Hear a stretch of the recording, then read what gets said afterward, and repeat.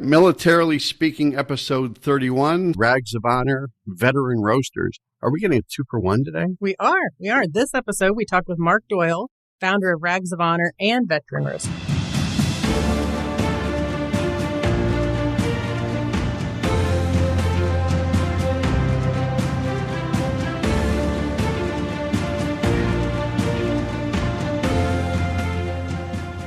Welcome to Militarily Speaking, brought to you by Armed Forces Bank. This is Tom McLean and Jodi Vickery. I'm the Regional Military Executive for Armed Forces Bank, and Jodi is the Executive Vice President, Director of Military Consumer Lending, and a lot of other duties as assigned.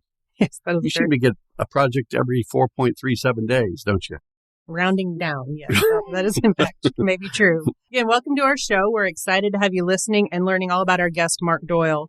Mark, I'm going to take a couple of minutes here to introduce you to our audience. So hang with me. Mark is the founder of Rags of Honor, a silkscreen shop that is 100% run and operated by homeless and chronically unemployed veterans. He is also a founder of Veteran Roasters, a veteran-owned and staffed coffee brand that sources, roasts, and distributes its own coffee beans, cold brew, and other coffee products. So right there, it's kind of like you had me at hello, you had me at coffee. In addition to the charitable pursuits, Mark is also the president and CEO of Prairie Avenue Advisors, a Chicago-based business development, management, crisis communications, and consulting firm, as well as the former director of Prairie Community Bank in, is it Marengo, Illinois? Yes, Marengo, Illinois. So he has another job beside the other two jobs? He has several jobs, I've come to learn. Okay. Yes, several. Mark, he's had maybe more jobs concurrently than we've had in our whole life. That's true. So, Mark was the director of advance for President Bill Clinton's presidential campaign in 1992 and went on to serve as the deputy director of presidential personnel in the White House. In 2006, he was hired by then Senator Joe Biden to help him prepare for his 2008 presidential bid. From 2006 through 2009, Mr. Doyle traveled full-time with then Senator and later Vice President Biden and maintains a close personal relationship with him today. In 2010, Mr. Doyle was engaged by the United States Army as a financial subject matter expert and deployed to Afghanistan as part of Task Force 2010, the anti-corruption task force that was stood up by Admiral Mullen. Their mission was to create a flow of funds analysis on billions of U.S. contracting dollars being extorted in the battle space. Mr. Doyle has written for the Chicago Tribune about the Afghanistan operations and is a frequent guest in Chicago on their flagship radio station, WGN. So I want to know if you had a preview of the presidential announcement today. Actually did. Yeah. Well, plus, if he's that close with him, he can maybe give me some swag. This is right? like 6 degrees White of House presidential swag. separation. Yeah. But hey, Mark, the WGN thing, I grew up in Chicago. We talked about that. And I miss watching Cub games every day, as long as they're doing well, but they don't do really well. Yeah, every 108 years. 108 years, you're right. Like So flood. we'll be around for the next 108. But now they're on like Marquee, right? Is that the new station? Yes. Yeah. I thought that was a little bit, that was in poor taste. For 108 years, WGN stayed by their side. Yeah. And it was about the money. They got a better deal. Once they won the World Series, they skipped and went to somebody who gave them more money. They've won so much. Can you remember what year did they win the World Series? Was it 2016 or something like that? 16, I think. Yeah, because it was 108 years. Yeah, right. they keep winning. So yeah, I don't see that happening very soon. When they were 11-6, they were fine. Now they're 12-9. All right, so let's go back to business. Yes, Yeah. please. Welcome, Mark. It's sorry. You had me at coffee. Yeah. Yes, I'm still stuck on the intro. He runs a coffee roastery. Welcome, Mark. It's such a pleasure to have you on our show and to have been able to spend a few minutes with you in advance of this as well. We appreciate your being here. And I think we just want to dive right in because there is no end to the list of things we could cover today. So could you just tell our audience a little bit about Rags of Honor and Veteran Roasters? Who are you? What do you do? Kind of what was the catalyst to get all of that going? That might be a very long answer, but we'd love to have our audience hear it. Well, thankfully, you covered so much so eloquently in your lead up. My job is half done for me. But the short answer is when I was on the ground in Afghanistan, I was surrounded by a lot of very young soldiers and Marines, mostly soldiers and Marines, Army and Marines, and several of them who are drive team members were on their third and fourth, some on their fifth deployment by the age of 25. And when I came back, this is going back to 2011, you started to see the impact at that point of 10 years and 2 wars, Iraq and Afghanistan. And you started to see just the influx into the shelters of homeless veterans. And you started to see the increased rise in veteran suicides. And so I just decided that we had to do something. As you said in the intro, I did write for the Chicago Tribune and I lectured at the Naval Postgraduate School. But the more I saw just around Chicago, I just decided one day, and frankly not with a whole lot of pretense, to go and try and make a difference in my own community. And one of the questions I know that you had sent me, you'd asked about why silk screening. And it was a pretty simple answer, is that the T-shirt business is about a $19 billion a year business. And at every hotel, every restaurant, there are 10K runs and 5K runs. And I thought of the two-part answer. One would be that there's a big market here in Chicago that I thought we could garner pretty quickly. The second was that because they're a military, they're probably mechanically inclined. And in fact, if there's ever time, there's an anecdote about how one of my guys I hired had been a mechanic in Afghanistan. He fixed a machine in the middle of a massive run that saved the day for us, truly. And so I just thought it was also an easy way to break somebody back into a cycle of work if they've been in a homeless shelter. And that's why we got into the silkscreen business. As a barrier to entry was easy, people who are acclimated to working with their hands, and we just went to work. And did you want to talk a little bit about Veteran Roasters and kind of the same sort of backstory on that organization? So down the hall from us, where we had our silkscreen operation, I smelled somebody roasting one day. So I knocked on their door, and they had a small, great craft roasting operation. And so I bought a bag because I needed coffee. And to this day, obviously, because he's my partner, I said, this is probably the best coffee I've had in the city. And so I had the opportunity to speak with him about helping me build a second vertical that perhaps every veteran who was struggling or in a shelter wouldn't want to be in the silkscreen business, wouldn't want to run a press or do graphic artists. But what if we could teach people to roast? And if, there's back then, pre-COVID, you saw coffee shop, springing up all around Chicago. It would be a great way to teach another skill. So I went to a couple of other big coffee roasters in Chicago, told them my idea about bringing homeless veterans in that I would pay. And there was a little bit of pushback and no judgment. They were just a little bit worried. But I went to Joshua from Passion House and said, look, I buy your coffee. I like your coffee. You know what we do down the hall. Would you be open to me bringing in some veterans? And he thought about it for a day and said, let's do it. And so I did a little bit of research on it as well. And it turns out that the term Cupo Joe has its derivations in the U.S. Navy because in 1911 and 12, the Secretary of the Navy was a guy named Josephus Daniels, and he got on board a vessel, and as the story goes, the sailors were all having their daily rum rations, which was a thing. To be in the Navy. Yeah, and he took a teeny bit of umbrage and thought maybe operating a 200-ton machine while drinking rum rations was not the best idea. I've heard worse. Goes back to D.C., they passed General Order 99, which forbids alcohol aboard a vessel. So as he then starts to travel, he gets on a vessel, they only could drink coffee. And behind his back, when he would travel, they would say, oh, he's getting on board. Yeah, let's go have a cup of Joe, as sort of a derivation and a derisive term for coffee. So I thought, what a great to meld the two, to obviously give somebody a job and teach them a skill, and to have a tie to the U.S. Navy. For us, it was just a perfect blend. No pun intended. See what he did there? I wanted to say it. He beat me to it. I beat you to it. And it was a consumable. So I really did think that, you might buy 1 or 2 or 3 of our T-shirts, but if you love our coffee, you might buy 5 bags a month. And we were fortunate that because we buy only the finest coffee and our roasters are some of the best in Chicago, that we garnered a great place in the city. And COVID hit, and a lot of our business early on, like all of it, was restaurants and hotels. So COVID hit, and of course, the first people to get really knocked flat were hotels and restaurants. Yeah. But we stayed alive. Frankly, since we're talking about it, one of the reasons we stayed alive is because on the Rags of Honor side, I pivoted with Walmart, where we are on about 1,000 shelves for them, into making masks. and we made 5 million masks for Walmart. And we were able to take the money that we're making on the rag side, roll it into my nonprofit that sits above both of the entities. And until the Fed money kicked in, keep all 9 of our employees' rents paid and groceries coming in. And so we were fortunate. On one hand, we got our tails handed to us on the coffee side, but we were bailed out by making masks.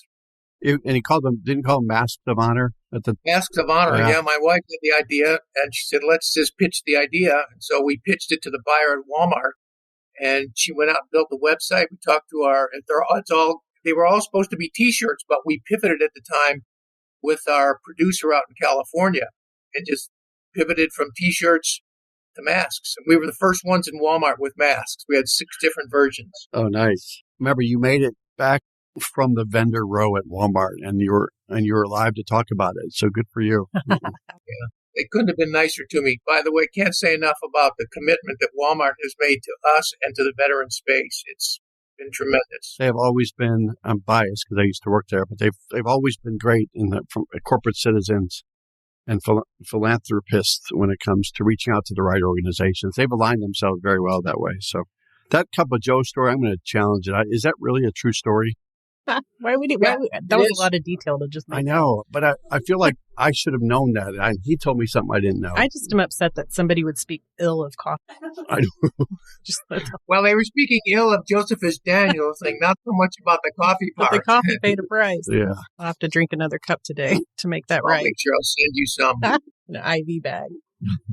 So, yeah, we've kind of jumped a little bit ahead. I'm going out of context here. So I'm so excited about that project you have near that Pullman Railroad area. Do you want to talk about that next? Sure. A couple of years ago, the former mayor, Rahm Emanuel, had really spent a lot of resources, public and private, to help rebuild the Pullman district, which is south of Chicago, about 9 miles, where the original Pullman train cars were built. And we were asked way back then if we would be interested in opening a small cafe down there, because there was not a coffee shop down in Pullman as there were Whole Foods and Dutch Farms, a big food producer, and Johnson & Johnson. They were all building these brand new facilities for shift workers. And we said yes. So we got a grant from the city. Then, of course, COVID came and things sort of came to a halt. But we stayed at it and said, crazy idea. We're going to start a beer company, which we did, called R&R Brews. And what if we partner with a local brewer? We've got our coffee. We'll build a restaurant, a brew pub, and a drive-through, all in Pullman, the second floor for private dining, all to hire 50 to 60 veterans, teach them how to cook, teach them how to brew beer, run the cafe and the drive-through, and do catering. And somehow I talked the city into it. I talked the state into giving me some money, and I talked U.S. Bank into giving us some new market tax credits. We just got full sign-off from the city last week. Good for you. We will be in the ground in probably 3 months, and by next year at this time, we hope to be pouring beer and slinging burgers. I'm thinking there's some reason we need to go to Chicago then. There is absolutely a reason now. We make a field trip.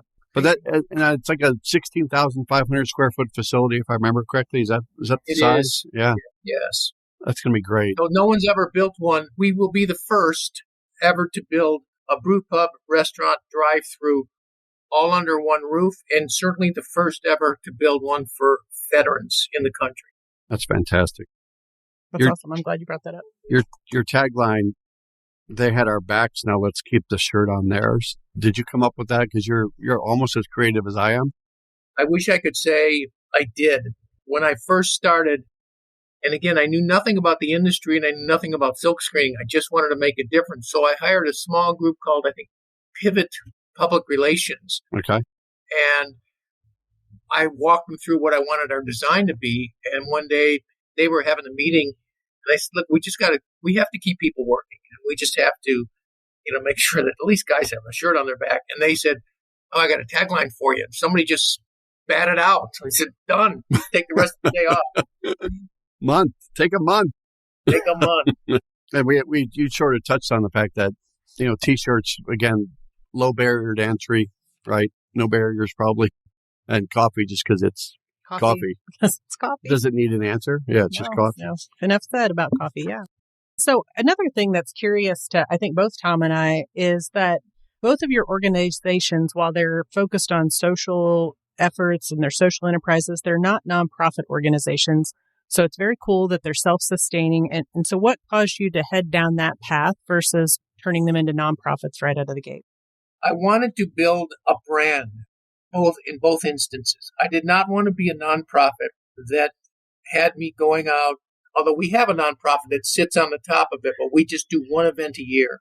But I did not want to be with my hand out 365 days a year trying to keep the doors open. If you build a brand and you work hard at it, it becomes self-sufficient, as we have. And ultimately, which will happen soon, my vision was always to turn it all, make it employee-owned. And to do that, you got to be for-profit. So I always wanted to be for-profit. Took us a little time to be profitable, but we are there. And that's why I did it. So I didn't have to ask people for money. Yeah, I can appreciate that. That is great. Yeah. I've done fundraising for nonprofits, and that's full-time, and there's a lot of them out there. To it, and a lot of them do good work, but we want to build a business. Mark, you've spent most of your career in finance, civil service.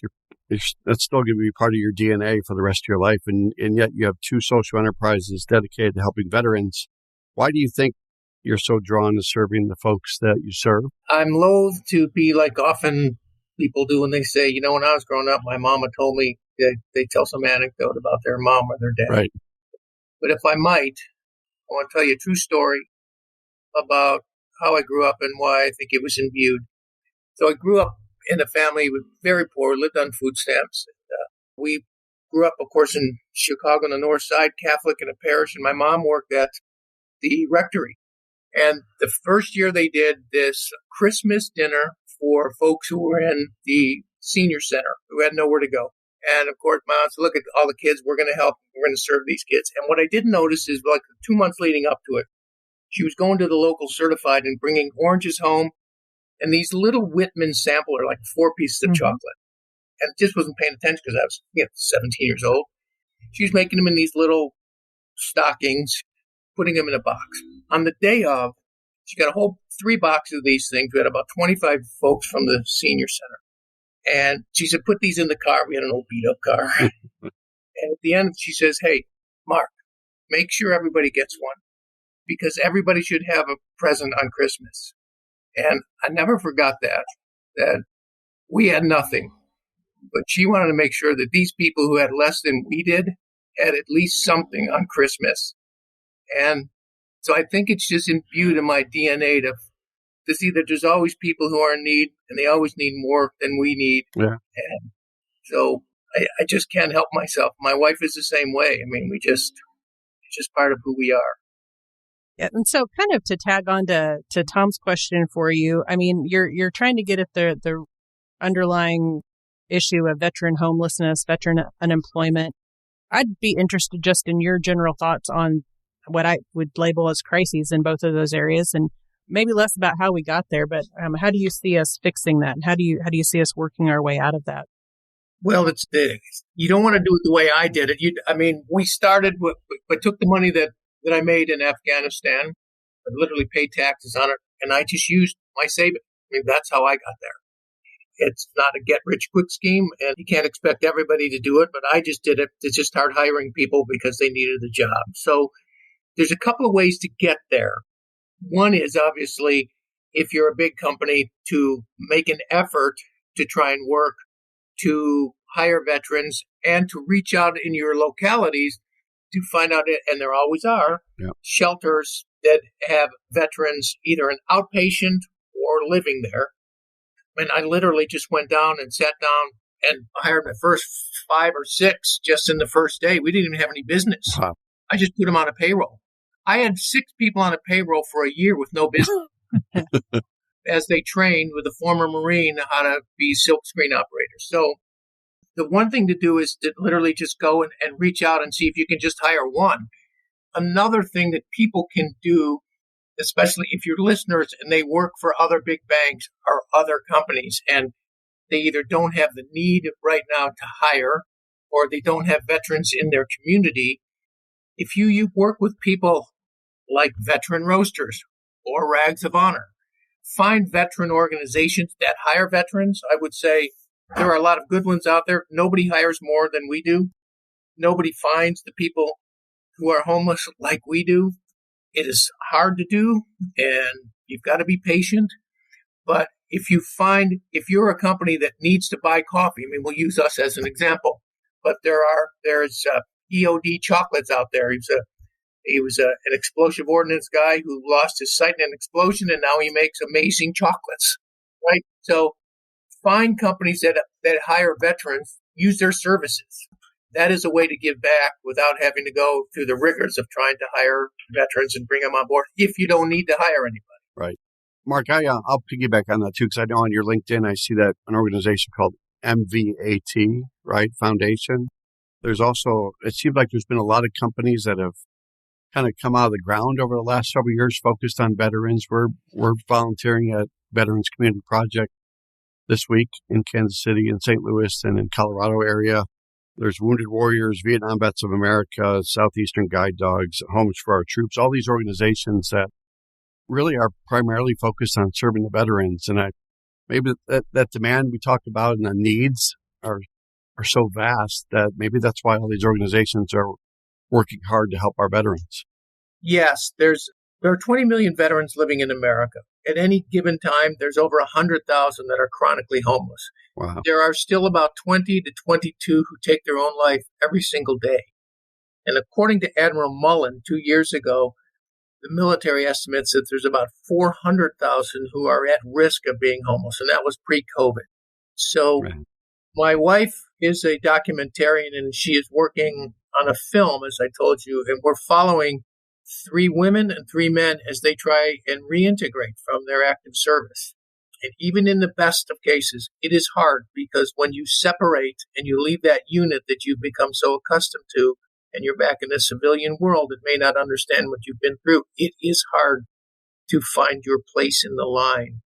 And so you have seen a rapid increase in the last 6-7 years of people who fill that void. Wounded Warriors was in first. Arguably, they've had their troubles. Mm-hmm.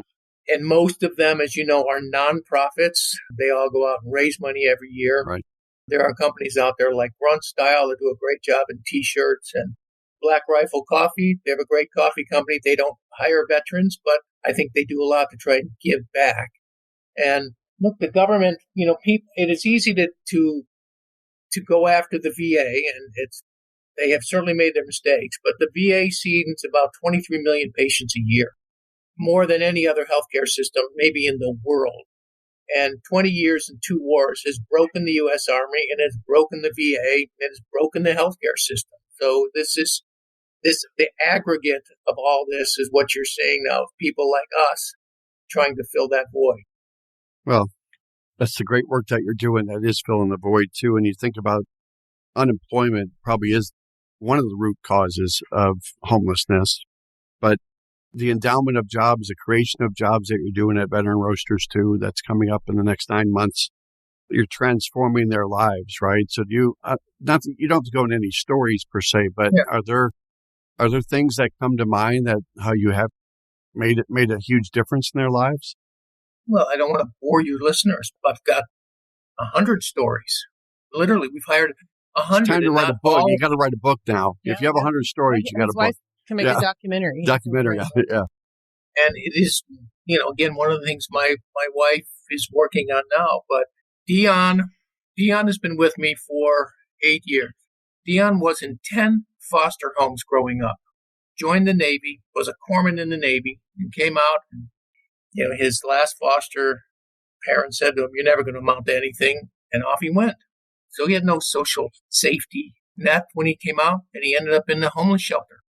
Because, like so many of them, with a high school education, you go into the military, you don't make any money, so you don't save any money. If you come out and you lose your job, you're one paycheck away from having nowhere to go. And if you have no family who can help you, and we have seen this play out over the last 10 years, you end up in a shelter. Mm-hmm.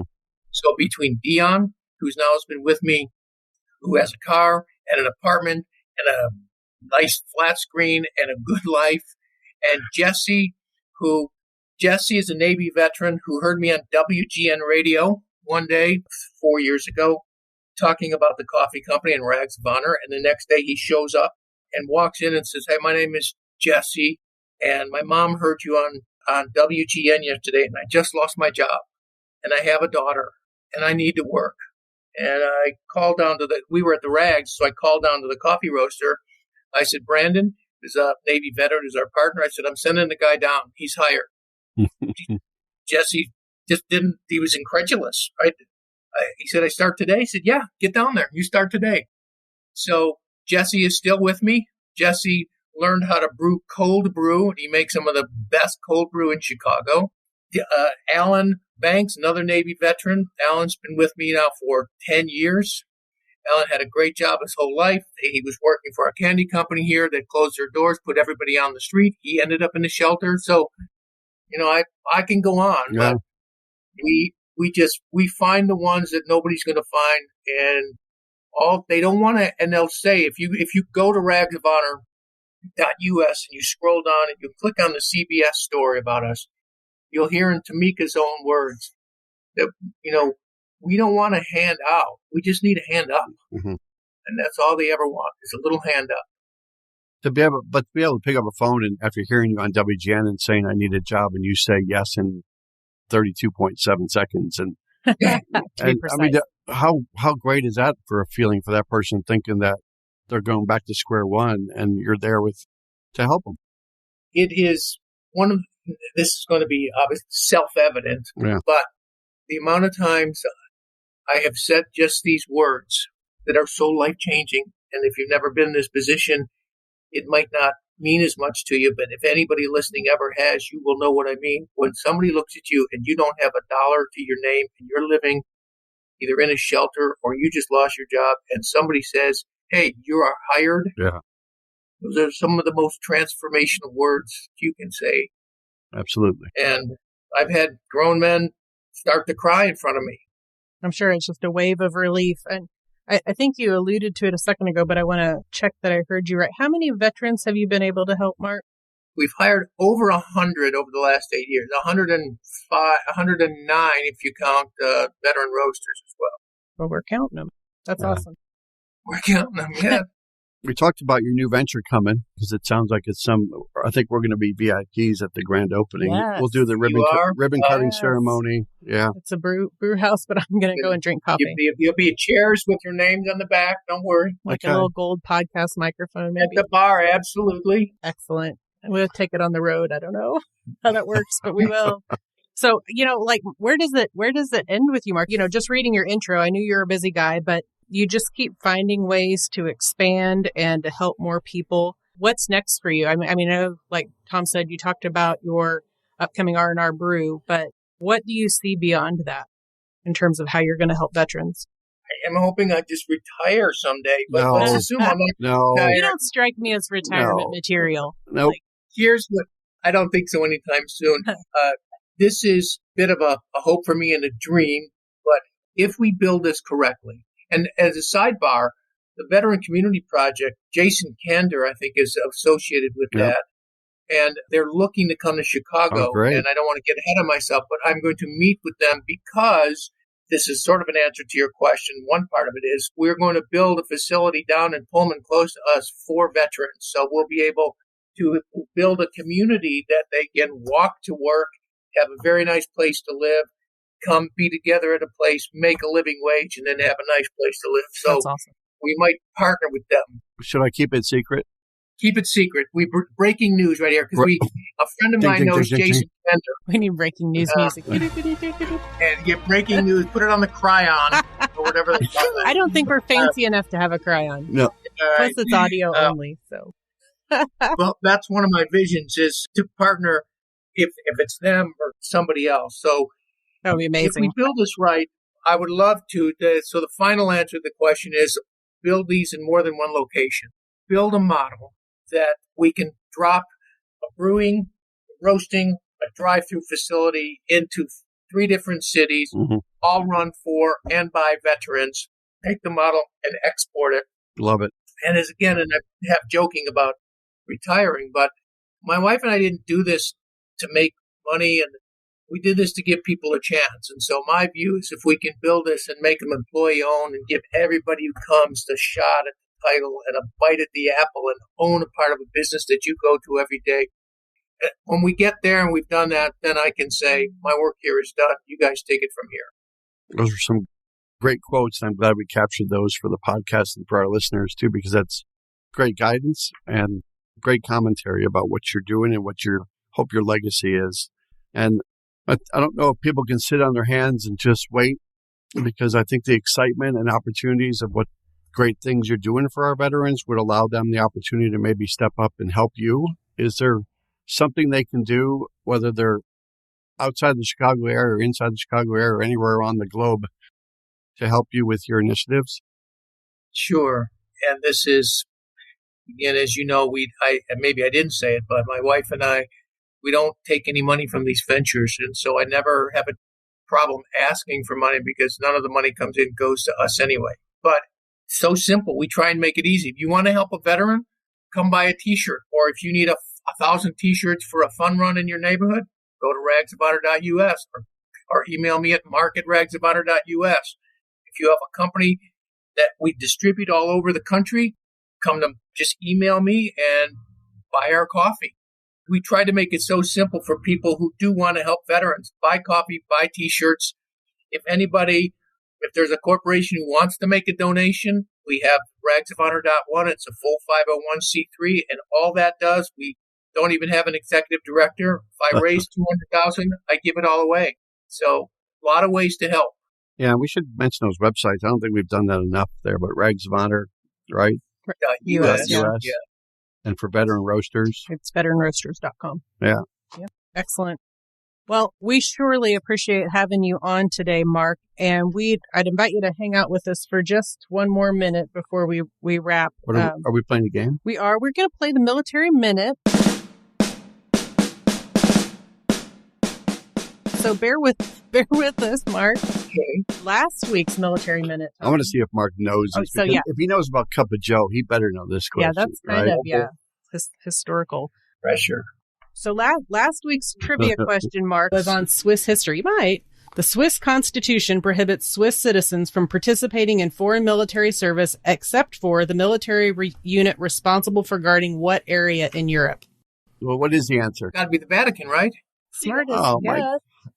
Tom didn't know. True story. I had to drive someone around to the branches I used to manage in Florida, and I couldn't find two of the locations. What's that have to do with the Vatican? Well, the fact that I have no idea what's in Europe. Oh. All right, that's the point. All right, I appreciate you closing the loop on that one. Couldn't find my way out of paper bags at the okay. Something like that. So if you guessed right or actually answered correctly and you posted on our social media, watch for your name on our social media platforms to see if you won $50 for yourself and $50 for a charity of your choice. And so this week's Military Minute, I actually probably would know this if you would have asked me at cold, which is maybe the first time in 31 episodes. So what movie recently became one of the top 5 highest grossing films of all time? Crickets. Nobody answered. And so same thing. If you know the answer, post it when we drop this podcast, and you'll also be eligible for a chance to win $50 for you, $50 for a charity of your choice. I can't help but think that would buy a lot of cool T-shirts. And some coffee. So you could sit around in your T-shirt and drink said coffee. It's a win for everyone. Well, I'll go one better. If somebody guesses, send them to me and I'll send them a bag of coffee. Oh, can I answer? Yes, I'll send you one anyway, so don't worry. He's sensing that I have a problem, I think. I think he just threw out a challenge, though, right? Yes. All right. Never before done. First time, do the breaking news thing again. Put it on the cryon. Get it on the cryon. Whenever you say cryon, I think of Crayola. So what a cryon is? It's the thing at the bottom of the screen on a news channel where they. Oh, is that what a cryon is? Yeah. I thought it was after I saw a sad movie, but no. All right, we'll tell you about it later. Okay. But, no, wait. Thank you again, Mark. I want to say the websites one more time because you're right. I don't think we did that often enough. ragsofhonor.us and veteranroasters.com. Check them both out, please. And what were you going to say, Tom? I was going to say, if you enjoyed today's episode, go out to afbank.com and subscribe to the show. Also, make sure to rate us. Leave us a comment on your favorite podcast platforms such as Apple, Spotify, and YouTube. Well, excellent. Fantastic, Mark. You're awesome. Thank you. Thank you so much for your time.